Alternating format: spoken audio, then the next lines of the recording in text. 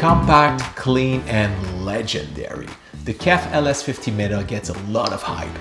But is it still the audiophile sweet spot in 2025? Let's find out.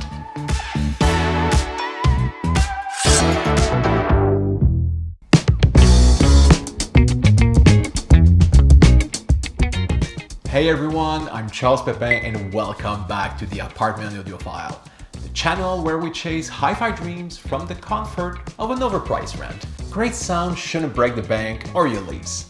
I'm testing hi-fi gear that fits budget in a small room. By the way, this video is not sponsored. I mean, this is literally my first video on YouTube. First off, these things look like alien tech.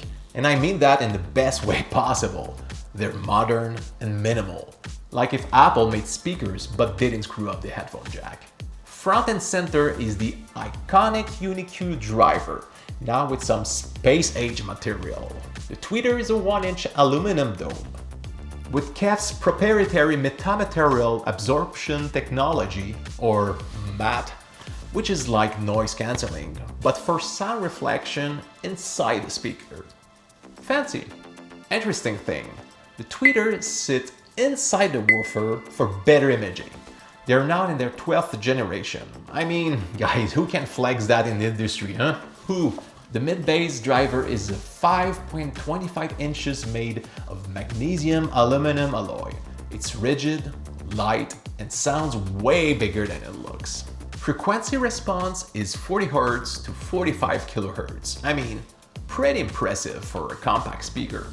Impedance 8 ohms nominal with a minimum of 3.5 ohms, so make sure your amp can handle a bit of a dip. The sensitivity 85 decibels at 1 watt, 1 meter. So yeah, they're a little bit hungry. Give them a good amp and they'll sing. KEF recommends amplifier that sits between 40 and 100 watts. And finally, the weight. Each speaker clocks in at just under 8 kilograms, or about 17 pounds. Small but mighty. They're compact enough to actually fit in your living room without looking like you're about to open a nightclub. That's a huge win for us small space folks.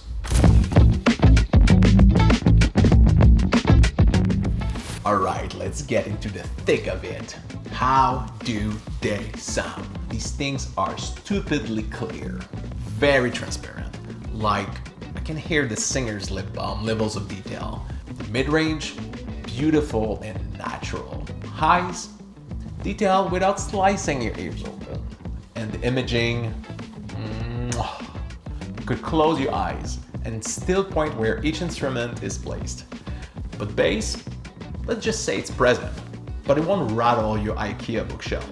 I mean, considering they're bookshelf speakers, they're not bad, far from it. But if you like hip-hop, R&B, electronic, get a sub. You like Netflix and chill? Get a sub. Trust me, don't blame your playlist. Don't blame Spotify or YouTube. The KEFs just need some help downstairs. Give them a friend. No, not that kind of friend.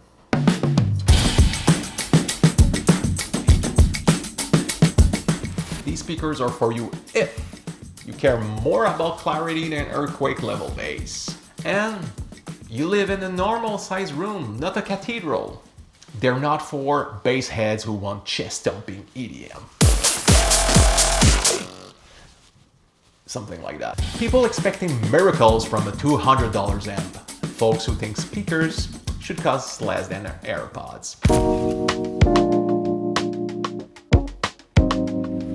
Now let's talk amplification, guys. You can't just plug these into a toaster and expect them to sing.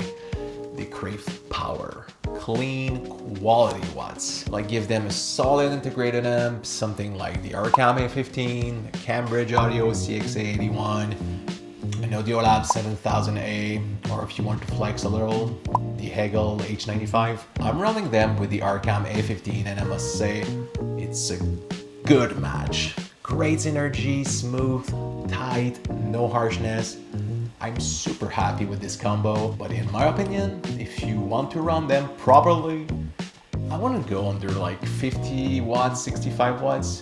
Because if you're trying to run these with a 20 watt vintage receiver you got at a garage sale, for $15 and a handshake. Best of luck, brother.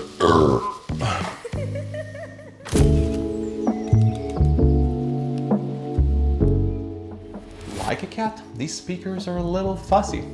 They want space, so pull them away from the wall and give them room to breathe. If you're unable to do that, KEF gives you this kind. Oh shit, I forgot these. Very good, Charles, very, very good. If you're unable to do that, KEF gives you this kinds of foam that you can put inside the hole in the back. You can put the whole thing or just part of it. Test it, see what you like. Also, tow them just a little, and they will reward you with a soundstage so wide you'll forget you live in a shoebox. And yes, needless to say, you need a good speaker stance. If you can fill them with sound, even better. It will help a lot with the bass. Trust me, it made a world of difference the moment I filled these guys up.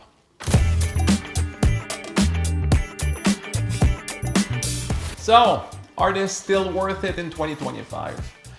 At around $1,800, they're not what I call budget, but I mean, if you're on tight budget, I will strongly suggest you that you look into the ELAC Debut 3.0 or maybe the new Project Speaker Box 5S2 that are $500 less than the LS50.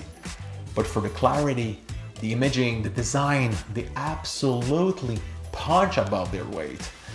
Think of them like a high-end espresso machine, precise, refined. Maybe a bit overkill for beginners, but once you have that first taste, there's no going back, baby. And yes, pair with the right amp, they're kind of magical.